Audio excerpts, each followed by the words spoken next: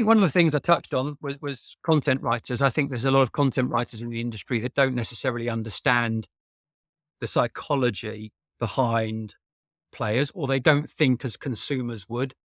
So they're writing from a marketing and a sales perspective, when actually, if you switch your mindset and get them educated on thinking like a consumer and how that information is being presented to them, then you're going to get rid of a lot of the sort of the simpler compliance issues. I'm John Wright, and you're listening to Affiliate BI, the business intelligence and affiliate marketing podcast brought to you by StatsDrone. So welcome to the Affiliate BI podcast. I got a special guest, someone I've known in affiliate marketing and iGaming for a very long time. We're both iGaming dinosaurs and affiliate marketing. Ian, I'm going to pass it to you to do an introduction and tell us what you're doing now, and tell us a bit about your history in iGaming and affiliate marketing. Sure. Hi, John. Thanks for having me on. A lot of you may already know me. I've been an affiliate, or was an affiliate, I should say, for a good 12 years, from 2004 to 2016, when I sold my affiliate network. I mainly in iGaming, sort of doing casino and slots. I'm a programmer by trade. Before that, I was working for banks and financial institutions. It's not quite so exciting. But yeah, ultimately I sold my network and then started up Rightlander, which we'll obviously talk a little bit more about later, in terms of how that fits into the story. But yeah, compliance, unfortunately, is now my thing, or fortunately, depending on how you look at it, John. Yeah, it's we're going to try to make compliance exciting, and I know you were just on the AWIN podcast recently, so I listened to that just to get some notes. But I mean, I think we both kind of touch on compliance in different ways, and we, like, as an affiliate back 5, 6, 7 years ago, started experiencing it, going, wow, this is really painful. And I think you might have stumbled in the right thing at the right time. It might not look sexy, but everyone kind of needs this work. Well, I think compliance actually is not necessarily a problem. It can be a solution, as we'll discuss a little bit as we go on. I think it's very easy to think of compliance as a bad thing that you have to kind of get round. But actually, if you think outside the box a bit, it can work in your favor, and we'll cover that a little bit. So it's not quite as bad as it seems. Well, that explains, like, what you said earlier about having a programming background, because I remember some of your sites and looking at them. I mean, I looked at every affiliate site I could get my hands on. So when I looked through yours, they were very data focused. Like, you put data points about slot games that I'm like, are players interested in this? And what I believe was that they probably were, because I think, that type of player better than anyone, where you broke down the data. And I think when you look at all the other regular slot sites, they're all just kind of like the same. So I just kind of want to get your take on adding that extra layer of data and really knowing your customer and being able to do something different that I think most affiliates, they just get lazy and they don't want to do that extra work. Yeah, I mean, bear in mind that I came into this industry as a player. So I'm enthusiastic as well about casino games, video poker, slots were my thing, still are when I go to Vegas. So I think that obviously helps a little bit when you've got an enthusiasm for something. And being a programmer, I kind of wanted to marry the two together. So when I first started, it was kind of more about the opinion side of things. So, as a player and going and playing the games, whether it be online or offline, I felt I was well positioned to do that. Much like influencers are today in their different fields. They live a life and they're enthusiastic about it. They know what they're talking about. And that's why they're so successful. When you're after information on a product, or if you want someone to come and do some work in your house, you go to the experts rather than just, someone who says they know something about it. So really, when I first started, it was opinion based. But I think as kind of time went on and the affiliate landscape's changed, and changed even more since I left it. And obviously you're at the behest of Google and various other sort of traffic tools. And it really, data became more of a focus to try and retain authority, which is kind of what I was trying to build. I think if you can be an authority, which is a key word here, then I think you can get a bit further. So that's kind of where the data thing came from. And Slots Comparer, which was my main sort of data site, had a lot of data that we fed in on every slot game, trying to understand the psychology of a player. And if you liked Cleopatra, what other games you're going to like? Yes, you might like Egyptian themed slots, but ultimately it's more about the gameplay. And so it kind of fed in all this data that then you could go and do a search on and get other games that kind of will give you a similar vibe. So I've always been a fan of data and using data in that way. And it takes opinion out of the equation. which still has a lot of relevance, but makes life for me a little bit easier as a programmer. That's an interesting take you just highlighted about combining this idea of authority, which is important, and it's becoming more important as time goes on with Google, but, bringing it full circle back to data. Yeah, I mean, Google's always been talking about authority. I guess, but back in the day, it was more about quality content. That was the thing, wasn't it? That was the phrase that everyone used. And I think there was a very different sort of take on what quality content was. To some people, it was well written content, which is kind of what AI can do for you now. And a lot of it was not necessarily well written content, but actually knowing what you're talking about. And I think when you go to an opinion site, if you go to TripAdvisor, for example, when you're going on holiday, you want people that have been there, seen it, done it. And if someone just says, "Oh, I think Rome is a really nice place to go. It's got a great Colosseum, blah blah blah," you think, well, yeah, that's great. I can find that out from 100 different places. But when someone says, "I've been to Rome, I've been in the Colosseum," by the way, you get ripped off, and that's the sort of information you want. So I've always thought as authority as being the sort of stickiness that will make people come back to you rather than just quality content. Yeah. I think that's a topic for another time of, Yeah, probably. I mean, authority sounds so simple, but you're right. There's a lot of people that won't just take that extra time to do that work, to become authority. And, you got to live it. You can get people doing it for you. You don't have to be the authority yourself if you've got a team of people that know what they're talking about. I mean, this goes into the whole content writing thing, which actually is also one of the biggest problems when it comes to compliance, I should point out, which we can talk about. But it doesn't have to be you as the authority, providing that they think you've got authoritative information. Okay. I want to go into your story of how did Rightlander come about? Okay. So it was an accident, to be honest with you. I love these stories. So when I sold my network to Blexa in Malta in 2016, I kind of wanted a reason to stay involved in the industry because I loved all the conferences, had a lot of friends in the industry.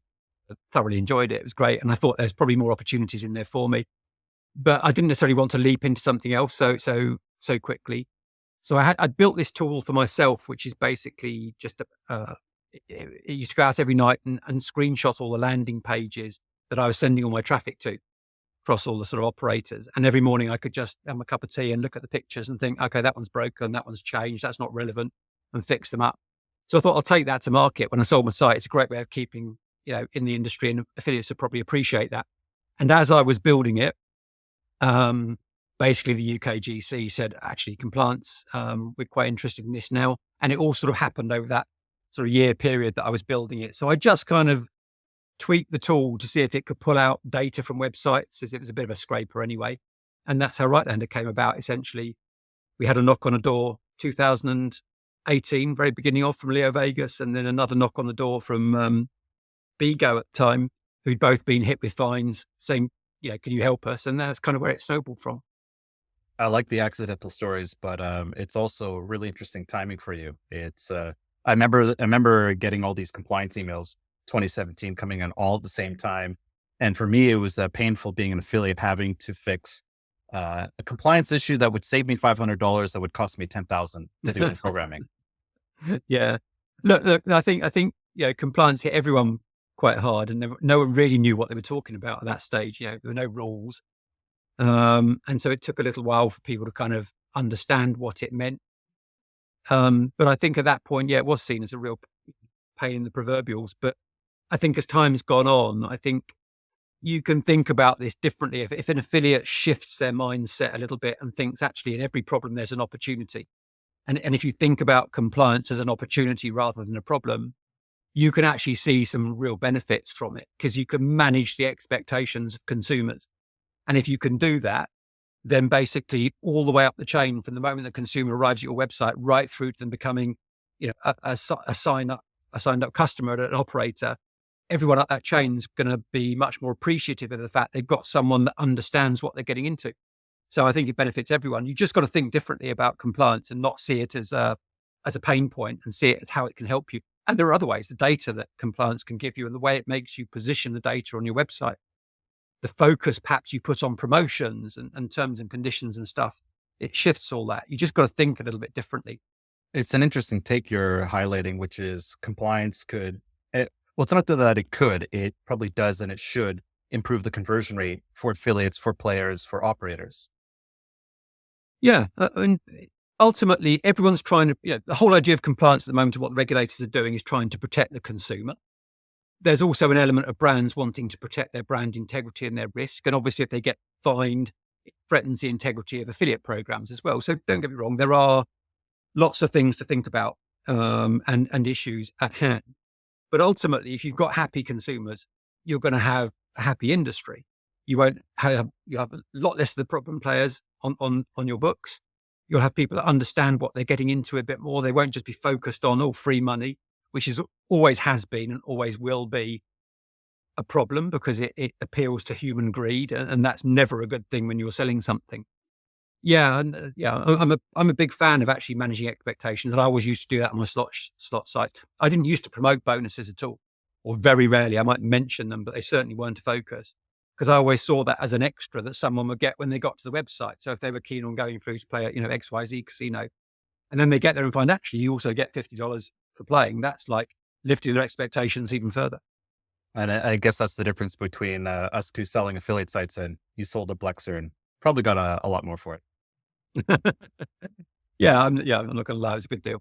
Yeah. So what would you say are some of the different like common compliance issues that you see for maybe on the operator side, and obviously spilling into the affiliate side of business? I think one of the things I touched on was content writers. I think there's a lot of content writers in the industry that don't necessarily understand the psychology behind players, or they don't think as consumers would. So they're writing from a marketing and a sales perspective, when actually, if you switch your mindset and get them educated on thinking like a consumer and how that information is being presented to them, then you're going to get rid of a lot of the sort of the simpler compliance issues. So, for example, we come across a lot of text, a lot of phraseology, and a lot of information that's very much designed to make people think they can make money from gambling. However you look at it, that's essentially what the text is saying, and that's not the right approach. If you go to someone with that and put that in their heads, they're coming in really for the wrong reasons. There is this argument gambling can make you money. There's this argument that gambling is entertainment, but you have to manage the expectations of the individual. And I think a lot of content writers just think, oh, I've got some text, I'll put something out there that sounds nice and pretty, and we'll try and get them to knock on the door and come in. And I think that's just too simplistic. Yeah. Right. So the mindset's really, really important, to put yourself in the mind of the consumer. To be honest with you, it's just common sense, John. A lot of compliance is just common sense. If you read something that's been put in front of you, more often than not, most of us will know when we're being misled or if we're being exaggerated, or will understand that sales is sales. But a lot of people don't. A lot of people get taken in, or you don't know their financial position or their situation at home. You don't know if they're looking for escapism, whether they need money. You don't know if they're in debt. You don't know what pressures are on them, basically. So everyone's going to read that bit of text differently. But I think you touched on it in a really interesting way, that content writing is actually one of the core parts of the problem, where, like, I've been in the situation before with my previous affiliate sites of hiring content writers. I train them, but every time I look over the stuff, I'm like, no, don't write that. And it's like you said, they talk about it from a sales point of view, and they have a pressure to produce content at the best quality and as fast as possible for a set rate. I mean, they're all getting paid quite often by the word. So I think it's not easy to train good writers, and I think that's what maybe separates the best affiliates, of like, they put a lot of effort into it, and they're maybe indirectly being just more compliant by focusing on this quality aspect. And of course, that leads us nicely into a conversation about AI. So, Absolutely. I mean, we know how that's being viewed at the moment. I mean, it's a fast changing environment, but a lot of people are thinking about AI as a content writer, really, which, is well and good. My personal opinion is, if you're trying to do it to rank in Google, then so are 1,000 other people. All you've done is taken 1,000 people competing for the top 10 spots and made all their content better. So I don't believe that's a solution there. But what's really interesting, we've done some research into AI and how it potentially help or impact what we're doing from a compliance perspective. And the one thing that's really interesting, apart from the fact, obviously, a lot of it's working on older data, unless you kind of got your own data or you buy more up-to-date packages, it doesn't really fully understand the nuances of compliance. So we had an example recently. I can't remember the country, it might have been Italy, but I can't remember, where we asked AI to write an article for us on the regulatory landscape for gambling in Italy. And it came back with what looked on the surface a pretty good article about bonuses and what you can and can't do. But there were actually little nuances I think it's Italy. I might have my facts wrong here, but there were little nuances in terms of you couldn't, you had to compare different operators. You couldn't have pages about a single operator and stuff. And it didn't recognize that. It just was blanket. You shouldn't be talking about this. So if you start to rely on AI for the facts in your article to build your authority, I think that's really quite precarious ground, especially in regulatory environments. And I think what's dangerous about that is not everyone's writing about that type of content. So if they're one of the few that actually publish it, they actually might get rankings and real traffic going to those pages, believing it to be true. And then, of course, people are writing their own articles from seeing that one article. And it's just it's a good point. Yeah, absolutely good point. AI is only as good as the data it can access. I think this is where the affiliates in the future that will win out will be really smart. That they'll be building, we're going back to the data question, they'll be building their own data sets and their own databases and their own ways of mining data that no one else can get access to. And they'll be able to control who has that. And it'll be authoritative data. But until, AI it's just one of these things that we're going to see a lot of changes over the next few years, and they'll be good and they'll be bad. But I think it's, people have to approach it with caution. Okay. I've got a couple curveball questions, and it's going to tie into AI, and it's going to also tie into what affiliates have to do to be successful. Do you think AI is going to make it such that the big affiliates, like let's just use Blexer as an example, that can afford to invest big money into AI in every aspect? It's like getting the right tools, hiring the right people. Do you think this is going to help some of these affiliate companies just get stronger at the expense of making it more difficult for the small to mid-sized affiliates to just like get their foot in the door? Yeah, to a degree. Everything's cyclical. So I believe that there are always niches, and we go back to the whole authority thing again, where you can build authority in specific niches. And if you use data correctly, but anyway, there's a lot of data out there. You don't have to be a big company to go and get your hands on API feeds and good, interesting data, or to collect data. Yes, some of it costs. I get that. And bigger companies will be able to afford more. But I don't know. I can't answer the question outright, but my feeling is that there could equally be as much of a leveling of the playing field as there could be an advantage to the bigger operators. I think it depends on how smart you are, how you use it, what data you collect, and what you do with it. I don't think money is necessarily the be all and end all of making AI work effectively for you. And I think your answer is very similar to some SEOs that I've interviewed that have kind of said more or less the same thing, where they believe authority is your gateway towards not only just getting your foot in the door, but actually, carving your own space. Authority comes from data a lot of the time as well. So, what you really want is data that's yours and no one else has. That's what you really want. And it's not impossible to get. You just need to spend some time doing it. When I built Slots Comparer, I had a couple of guys helping me, and we went out and we analyzed all the games, and we spent months and months and months collecting data that no one else had. But it's not difficult to get. It's just time. It's just understanding it, getting a couple of people involved that knew what slot games meant, how they worked, and how the psychology worked. We pulled that data together, and it was very successful. It cost me very, very little to employ them to do that. Next question. It almost ties into the previous one of will the affiliates get bigger, and what's the competitive advantage? Because it's like affiliates need to be good at two things, like getting the traffic. And usually we're going to just say it's SEO, even though it's now video and a whole bunch of other things. And then they got to be sometimes good at the tech. Now you can launch your site on WordPress and not just be oblivious to the world.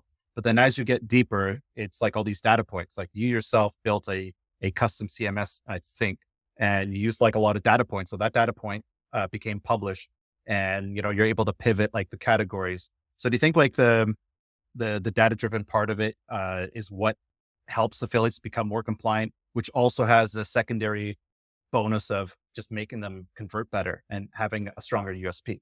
Yeah, quite possibly. I can see that when you start dealing with opinions versus data, so you can have websites that have opinion, and we talked about authority and how that opinion can build authority. And we've talked about websites that can use data, and the two can come together. Of course, you can have both. So it's probably easier to fall over on the compliance side when you're talking about opinion, especially if you've got the sales mindset going, than it is on the data side, where ultimately, you're regurgitating data. But I think what affiliates can do if they go more with the data route is they can become data providers. So it needn't necessarily be about selling to the consumer directly. It might be about creating data feeds or creating services and provisions that operators or other affiliates can use, very much like you've done, John, actually, create something that can potentially be used by other people. So I think the smart affiliates will recognize that you can probably do both, but ultimately you need to diversify. And that's always been the case, to be fair. You don't want all your eggs in one basket. Yeah.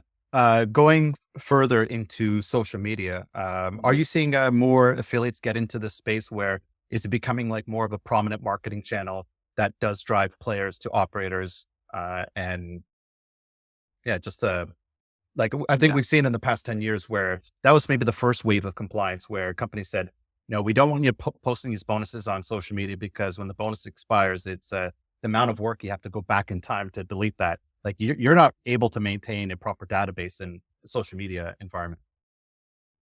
I think social media and gambling are a bad mix, if I'm honest. I think it's the regulatory environment that surrounds gambling. And also from an ethical point of view, when you're ranking in Google, you're ranking your content for people that are actively looking for gambling content. They're looking for opportunities to go and play or whatever. Social media is not like that. A lot of the time you're putting it can be a little bit like that, but you're putting a lot of your content in front of people that don't really understand gambling. They haven't really gone actively looking for it. They don't necessarily understand the risks attached to it. They might think it's a bit of fun for whatever reason. So I've never been a great fan of promoting on social media, for one thing. So maybe I've got a bit of bias there. Secondly, from a compliance perspective, what you just said is very true. So these platforms are very much walled gardens. They don't really care whether you're a compliance company, whether you're a marketing company. They just don't really like showing you what they've got and how they do it. And obviously there've been talks between governments and these platforms in terms of how they put controls in place. But, we all know the response to that's been relatively muted. So I don't hold out too much hope that they're going to suddenly get all ethical and worried about the compliance side. So when I'm talking to operators, or when we're talking to operators, generally speaking, it's a difficult conversation within the gambling sphere. It becomes easier when you get outside of gambling, into the influencer sphere and slightly less regulated areas where you're kind of operating more under advertising standards rather than strict, regulatory rules that we have in gambling. But if I was starting up an operator now, if I was going to that side of things or an affiliate again, I wouldn't be going anywhere near social media. Video, yeah, I think video's got some mileage in it. But again, if you're using the main platforms from a compliance perspective, they're dangerous areas. It doesn't take much for someone to say something in a video without really thinking about it that can bring a brand into disrepute or can actually threaten the viability of an affiliate program. You've seen all these, the streamers, for example, they can get a little bit overexcited. Some of them are very great fun. They do a fantastic job. But every now and again, it wouldn't surprise me if a comment came out that you think, oh, hang on a second, you shouldn't really be saying that. And it's very difficult to police, even for a company like us. It's very difficult to police those communities. I think that's probably the core reason why Barstool was basically bought out. It's like Barstool Penn Gaming. They're like, you can't say these things. No, that's it. It's as an affiliate, you join an affiliate program, and obviously once you're in it, you want to make it needs to work for you. You don't want a threat of being cut off. And I think if you've got other affiliates out there doing the social and the streaming thing, then you're in more risk of having a problem come from that program when those risks rebound onto them. So that's how I always looked at it. I don't want to be in a pool of affiliates that are doing dodgy or difficult, awkward stuff. I know for like things like YouTube, and I'm assuming Twitch has it, although I haven't dug further into it, where you're able to create a profile, and as you publish content, you're able to say, is this suitable for adults? So you're able to do a couple of these filters. And obviously with us being affiliates in the past, where we've been able to say, well, there's geo-targeting, like block certain countries. Do you think social media will at some point have these tools where my profile can actually say, you know what, I don't want users able to view my content from these countries. And I can actually even take it a step further and say, some of these posts are like, in order for them to be compliant, because I'm talking about, let's say, personal finance advice, I have to add this little addendum that says, this is not this is not financial advice. Do you think these tools actually might start appearing, as much as I think they're basic as hell to integrate? I think they will, but I think it'll come from outside pressure rather than inside decision making. If you get a regulator that turns around to the operators in the gambling space and says, right, okay, we don't want any of your affiliates advertising on social media channels until that's in place. A lot of the big brands are going to pull out of their advertising from Facebook and co, and that might make them think twice about it. It might take, quite a sea change to do that. I don't hold out a lot of hope that it'll be anytime soon. But it'd be quite a nice thing to have, to be fair. Yeah, I think it just needs to be kind of pushed on them. But I think you're right. I think it's going to happen more from a government perspective rather than an industry kind of like, hey guys, here's a free, easy thing to implement. And once you do, you're going to have the ability to, just get more traffic, monetize everything. Yeah. Yeah. What are some changes you'd like to see in affiliate marketing for both affiliates or publishers as well as operators and affiliate programs? I mean, the one thing I've seen over the past 3 or 4 years while sort of working in compliance is quite surprised at the number of big operators that chop down their affiliate programs and cut off affiliates because of the compliance risks or perhaps other reasons they're not being necessarily that transparent about. I think that's bad news for everyone because I think affiliates, generally speaking, don't just say, oh, I've been cut off, I'm going to go away. They think, right, okay, I'm going to go to someone that wants me. And when you're in a regulated environment, there are plenty of black market and grey market operators that want affiliates. And a lot of those operators are actually very good. I've in the past, before compliance was a thing, I've worked and played at a number of different operators that now would be regulated and some would be unregulated. And I could easily list a bunch of what you call grey market operators that are fantastic experiences for players. So it's not a bad thing from the player perspective necessarily, other than the fact, obviously, they don't have the regulatory sort of net to sort of support them when there's a problem. But I think if big brands are cutting off affiliates, you're going to send more of those to the dark side. It's not a term I use, but it's dark side I've seen. The darker side. And the more affiliates that do that, the more there's going to be of that stuff in Google. And, the bigger the problem the regulated brands make for themselves. So I'd much rather see them work with affiliates and think of them as partners rather than just a means to an end, and actually nurture the ones that aren't doing it right and help them to thrive and help them to understand what compliance is, what it means, and why they should be doing it right. There'll always be the odd one you can't control. I get that. But ultimately, you need the majority to be working with you. Otherwise, the majority are going to be working with people you don't want them working with. That's fascinating. I didn't even look at it from that point of view. Like I did have a mindset of obviously seeing that, when things are not favorable, where you got specific markets, I don't want to name which markets, but when they impose like really strict, gaming laws that kind of maybe not hurt players, but encourage them to basically jump the fence. It's encouraging affiliates to jump the fence. And I think what you've highlighted is definitely a reality. It's if you're using all this compliance to kind of, chip away at your affiliates and you end up with like less operators to work with, especially in very specific markets. You get affiliates that think, why do I want to do this? And why not have 2 sites? And one's the dark market and the other one's, the legal markets. And even with new affiliates that I talk to that want to get started, it's really difficult for me even saying you want to go this route, because if you look at the US market, all right, you kind of need like a lot of money to pay for licensing.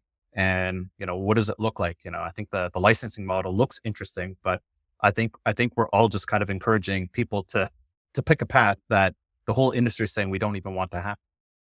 Yeah, no, I totally agree. Yeah. Like I say, there are good operators out there that wouldn't necessarily be regulated as well. So as long as the affiliates are doing their due diligence and they're understanding that they're working with operators that are good for consumers, it won't necessarily have a massive impact on the consumer, but it will have a massive impact on the regulated economy within gambling.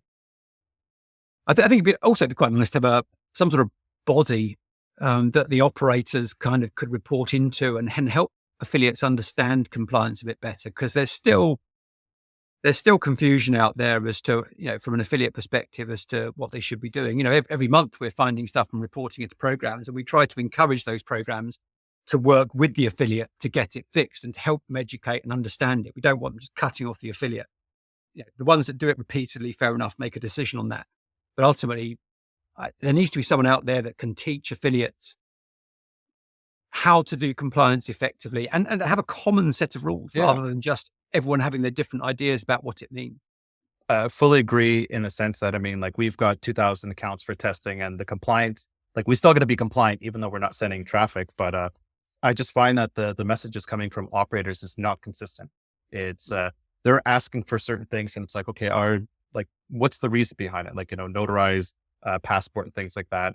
And then sometimes the compliance requests, they try to reference the gaming laws, but I'm like, where in the law does it state that this is the compliant part? It's almost like operators sometimes pick and choose what they want to be compliant, or maybe sometimes to leverage the compliance to get something else out of it. Or they don't necessarily fully understand it. And to be fair, a lot of the regulatory bodies issue guidelines rather than hard and fast rules.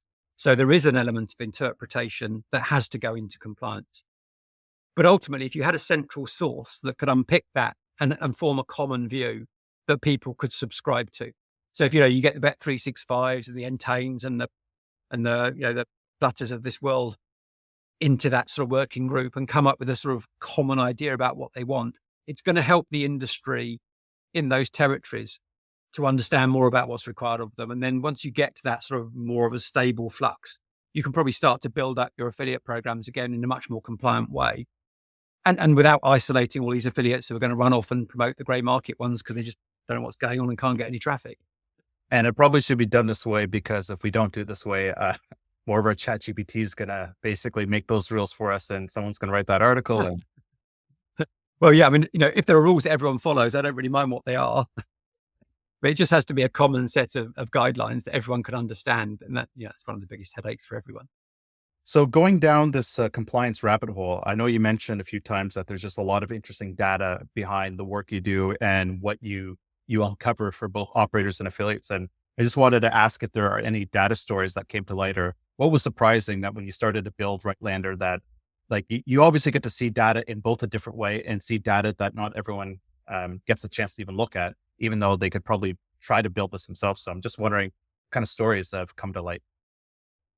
I mean, there was quite an amusing story from 3 years ago now, where it's a commonly known scam, really, using one of the Taboola ad networks, where what we assumed was an affiliate was putting out some content saying that there was a CEO of a company, you could fill in the company because they used a lot of different ones, was in trouble because there was a loophole in the software that allowed people to win lots of money.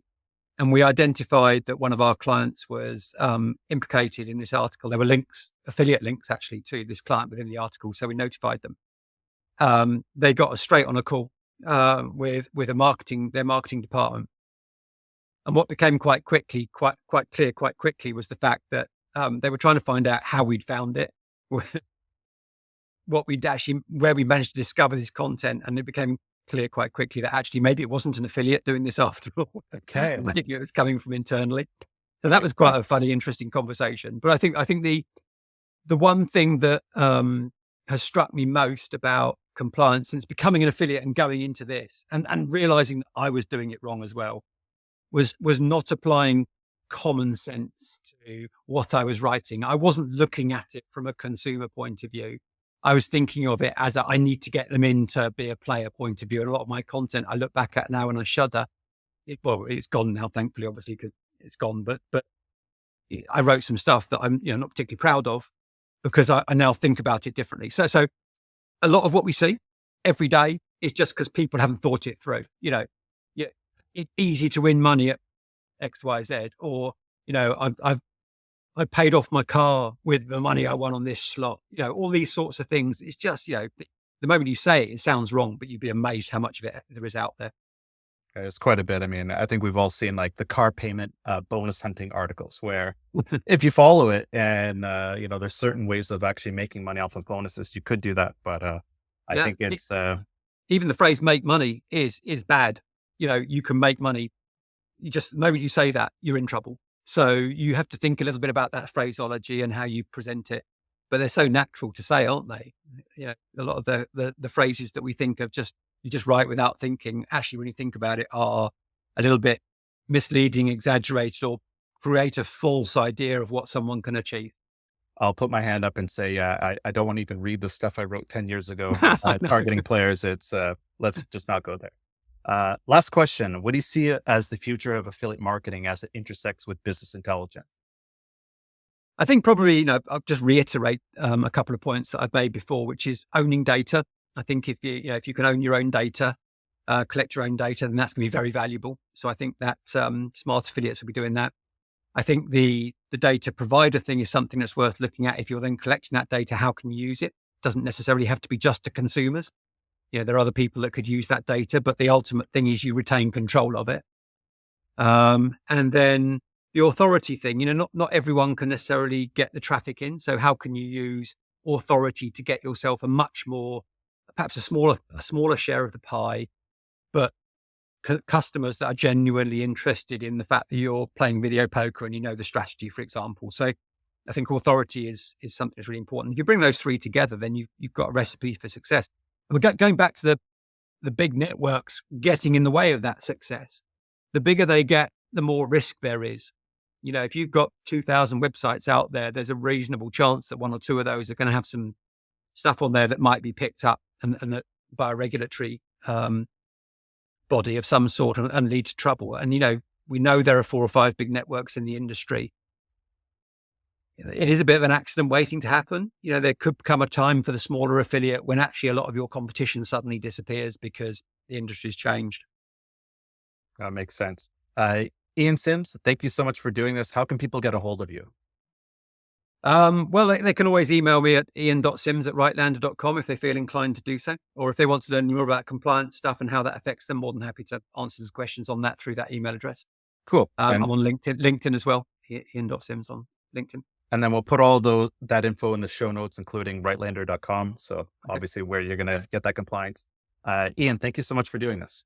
No worries. Thanks, John. Thank you for tuning in to the Affiliate BI podcast.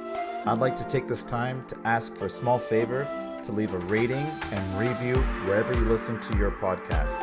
That helps us expand our reach to rank higher in podcast directories and reach more listeners.